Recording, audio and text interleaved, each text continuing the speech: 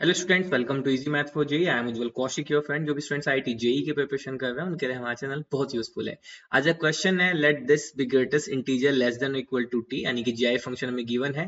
Then the least value of p belongs to natural number for which limit of x approaches to zero plus, यानी कि zero के right hand side से x of this minus x square of this expression is greater than equal to 1। तो देखो, देखने में question बहुत बड़ा लग रहा है, डिफिकल्ट लग रहा है। मैं हमेशा कहता हूँ जब भी एग्जाम में आपके क्वेश्चन को थोड़ा ट्रिकी या टफ बनाना चाहेगा, वो आपके क्वेश्चन में greatest integer function, modulus function, exponential function को इंट्रोड्यूस कर देगा। चलिए अब समझते हैं। देखो, बहुत इजी क्वेश्चन था। मैं आपको थोड़ा बेसिक से बताऊंगा। देखो, जो हमारा कोई भी नंबर होता है x, ठीक है, कोई भी एक नंबर, वो दो चीजों से मिलकर बना होता है। एक तो ग्रेटेस्ट इंटीजर ऑफ x, यानी कि उसका इंटीजर पार्ट, और फ्रैक्शनल पार्ट ऑफ x। ठीक है, जैसे सपोज अगर हम एग्जांपल देखें 6.75, तो ये जो नंबर है दो चीजों से मिलकर बना है। एक तो 6, यानी कि ये इसका इंटीजर पार्ट, प्लस 0.75, ये इसका फ्रैक्शनल पार्ट। ठीक है, तो यहां से हम ग्रेटेस्ट इंटीजर ऑफ x कह सकते हैं, this is nothing but x minus fractional part of x। ठीक है, अब देखो यहाँ पे बहुत इंपॉर्टेंट चीज थी। जैसे ही आप x टेंडिंग टू जीरो करेंगे, 1/x इंफिनिटी पे जाएगा। इसका मतलब क्या होगा? अब जैसे आप यहाँ पे देखो, ये जो x है आपका, अगर ये x अप्रोच करे इंफिनिटी की तरफ, तो ऑब्वियसली जो ग्रेटेस्ट इंटीजर ऑफ x है वो भी क्या होगा, इंफिनिटी की तरफ अप्रोच करेगा। भाई जैसे जैसे x की वैल्यू बढ़ेगी, ग्रेटेस्ट इंटीजर ऑफ x की वैल्यू बढ़ेगी। लेकिन जो आपका ये वाला पार्ट है, फ्रैक्शनल पार्ट ऑफ x, इसकी तो रेंज डिफाइन होती है कि ये तो सिर्फ 0 से 1 के बीच ही होगा। भाई फ्रैक्शनल पार्ट तो 0 से 1 के बीच ही होगा ना, इसके ज्यादा तो नहीं होगा। तो जब x इंफिनिटी पे अप्रोच करेगा, यानी कि जब x जो है इतना लार्ज नंबर होगा, तो ये 0 से 1 के बीच, इसको माइनस करने पे कुछ खासा फर्क नहीं पड़ेगा। तो हम कह सकते हैं कि जब x इंफिनिटी की तरफ अप्रोच करता है, तो उस केस में greatest integer of x is almost same as x।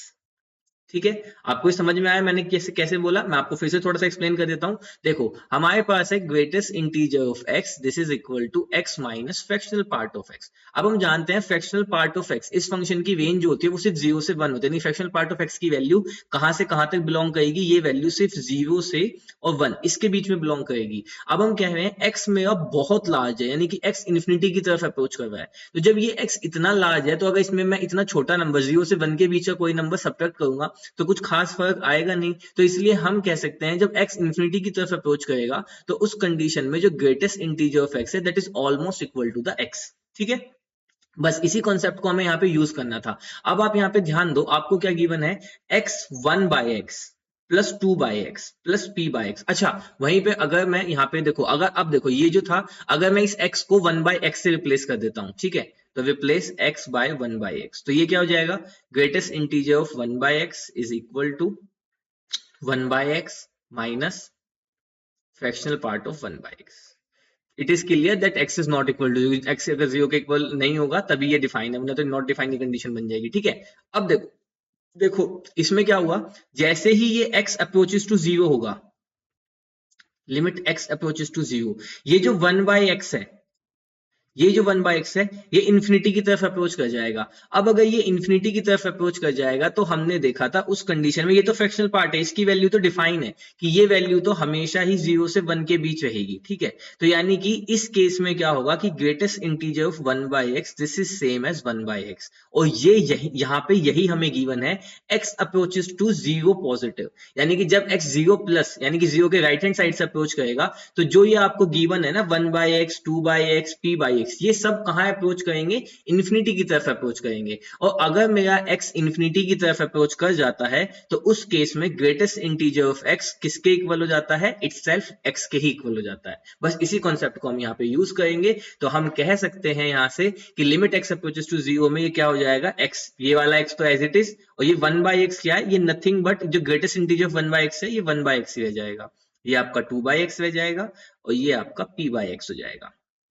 क्योंकि अगेन मैं कह रहा हूं, x अप्रोचेस टू इंफिनिटी पे ग्रेटेस्ट इंटीजर ऑफ x जो है वो x ही बन जाएगा। ठीक है, जब मेरा x का यहां इंफिनिटी पे अप्रोच कर रहा हूं। और यहाँ पे आप देखो, इस पूरे को 1/x को आप सिंगल कोई वेरिएबल x तो हमने बोला p मान लो, तो जैसे ही ये आपका p इंफिनिटी पे अप्रोच करेगा, तो यानी कि greatest integer of p is equal हो जाएगा p के। वही तो हम कर रहे हैं यहाँ पे। बस इसी तरह से minus x square, same concept यहाँ पे लगेगा, तो यहाँ पे बच जाएगा 1/x square plus 2 square by x square plus कहां तक? 9 स्क्वायर बाई एक्स स्क्वायर तक, and this is greater than equal to 1। ठीक है, चलो अब x एलसीएम ले लेते हैं, तो यहाँ पे बच जाएगा 1 प्लस 2 प्लस से ले p तक, माइनस यहाँ पे भी एक्स स्क्वायर एलसीएम ले लेंगे तो 1 का स्क्वायर 2 का स्क्वायर अप टू कहां तक 9 स्क्वायर तक ग्रेटर देन इक्वल टू 1। अब हम जानते हैं फर्स्ट एन नेचुरल नंबर का सम क्या होता है, n into n plus one, तो ये हो जाएगा p into p plus one by two भी होता है, ठीक है। माइनस अब ये फर्स्ट n नेचुरल नंबर का स्क्वायर का सम क्या होता है, n into n plus one 2n plus one by 6, तो n यानी कि 9 इंटू एन प्लस वन तो यानी कि 10 इंटू 2n प्लस वन तो 18 प्लस वन यानी कि 19 बाय 6, तो ये आ गया आपका यहां से, ठीक है।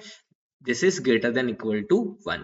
अब यहां से एलसीएम ले लेते हैं हम, तो ये हो जाएगा p प्लस, अच्छा एलसीएम नहीं लेते हैं, इसको राइट हैंड साइड भेज देते हैं, ठीक है, ऐसा कर लेते हैं, ठीक है।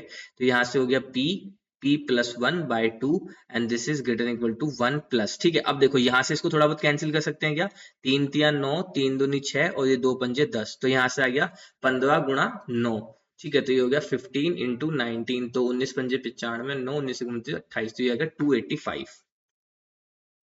तो यहां से आ गया p of p plus one this is greater than equal to 286 into 2। अब इसकी मल्टीप्लाई अगर हम करें तो देखो क्या आएगा, p plus one this is greater than equal to 2 छिक्का 12 और 2 अट्ठे 16 17 2 दूनी 4 1 5 572। अब देखो p plus one is greater than equal to 572। अब हमें p की लीस्ट वैल्यू फाइंड करनी थी, तो जब आप देखेंगे तो p की लीस्ट वैल्यू यहाँ से 24 आ जाएगी, 24 ही इसको सेटिस्फाई करेगा, 23 इसको सेटिस्फाई नहीं करेगा, 24 मतलब 24 से आगे सब इसको सेटिस्फाई करने लगेंगे, और जो लीस्ट वैल्यू होगी वो 24 इसको सेटिस्फाई करेगी। देखो 24 इंटू 25 मल्टीप्लाई करो, 25 का 100 10 25 दूनी 50 और 10 60, ठीक है। तो देखो ये हो गया ना बड़ा, 600 इज ग्रेटर देन 572। जबकि आप p की वैल्यू 23 लेंगे तो 24 इंटू 23 572 से छोटा आएगा, तो यानी कि p इज इक्वल टू 24, ये लीस्ट वैल्यू है p की जो इसको सेटिस्फाई करेगी, that is our right answer. So I hope you are able to understand the video. If you still have any doubt you can ask to me into the comment box. Thank you very much, please subscribe the channel, be happy.